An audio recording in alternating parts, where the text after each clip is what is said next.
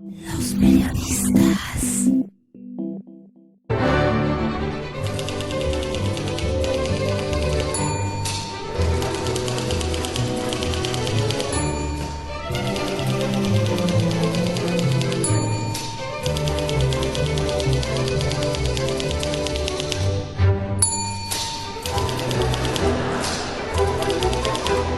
De la especulación y la percepción social y periodística se ha pasado a la duda que urge ser despejada para no alimentar un factor de ingobernabilidad.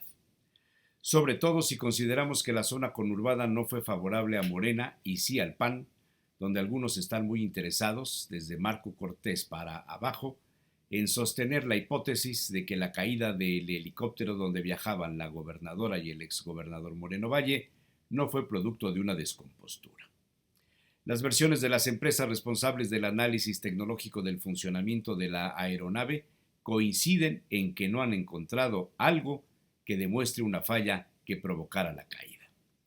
Aunque las investigaciones siguen, la especulación crece en el sentido de que el Agusta pudiera haber sido bajado intencionalmente. De ahí que la versión del periodista Rodolfo Ruiz Rodríguez sobre la conversación de Marta Erika Alonso con 4 cercanos colaboradores sobre el temor a perder la vida no ha sido desmentida, por el contrario, familiares la han corroborado. Lo que no queda claro es que la mención de la gobernadora tuviera destinatario. Es decir, si dijo lo que dicen que dijo, no acabó la frase mencionando de dónde vinieron las amenazas. Todos los gobernadores en algún momento han recibido amenazas falsas o verdaderas. Y el caso de los Moreno Valle no fue ajeno, según se desprende de la meticulosa operación de vigilancia que tenía Rafael Moreno Valle al tomar posesión. Por ejemplo, el edificio de protocolos ubicado en la esquina de la 2 Norte y Palafox y Mendoza fue restaurado con urgencia y todos los cristales fueron blindados con el más alto nivel. El gobernador tenía muchas precauciones. Los guardias que lo cuidaban tenían capacitación en el extranjero y el número superaba las necesidades del protocolo. Incluso algún día se observó una de las camionetas con fusiles de calibre militar dentro de la custodia.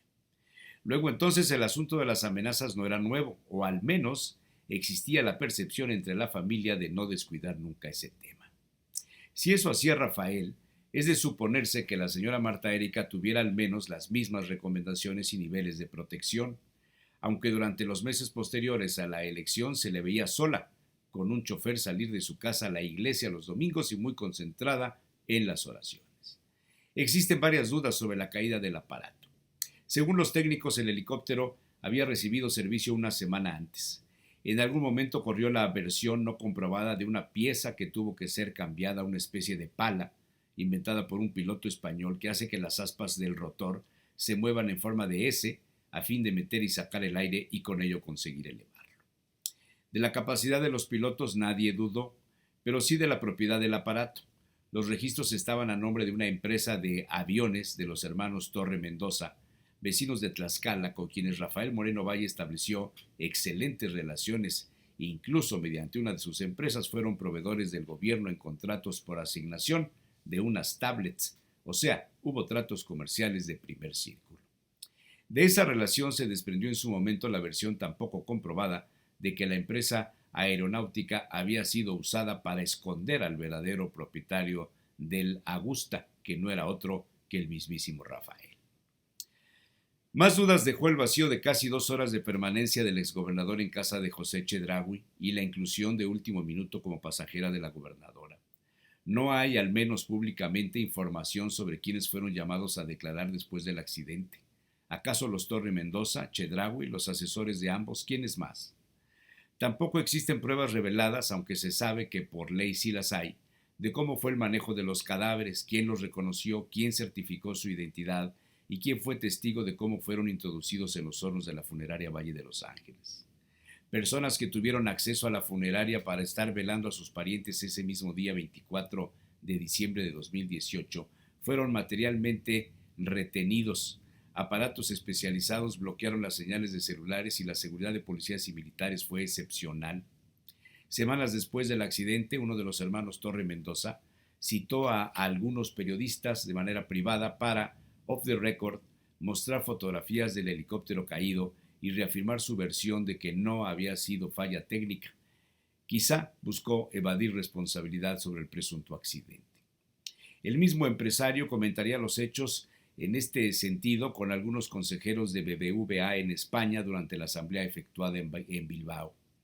El periodista Alejandro Mondragón reveló hace unos días que hubo una reunión en el CIS de Angelópolis el 17 de diciembre de 2018 donde Marta Erika habría comentado el tema del temor de perder la vida.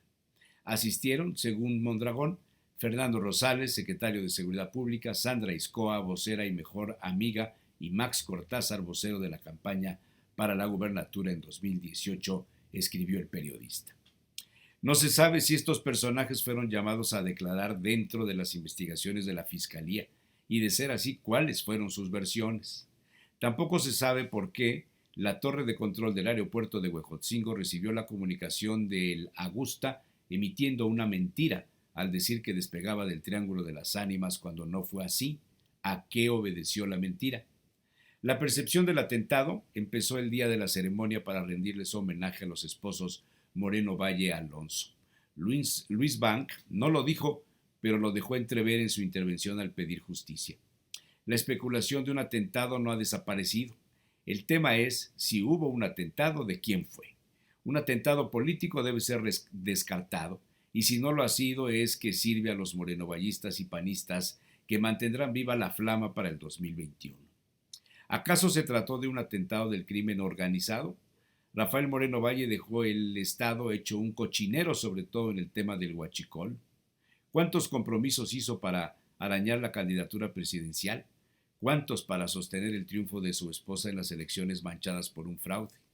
En caso de ser un atentado, cabe preguntar si el objetivo era él o ella. ¿Acaso la gobernadora desconoció los acuerdos de su marido? Son preguntas que seguramente también estarán en la mente de quien repentinamente sale de las sombras para soltar versiones que renacen la percepción del atentado, curiosamente cuando en el Congreso del Estado se anuncia la apertura de las cuentas públicas del exgobernador. O por lo menos así me lo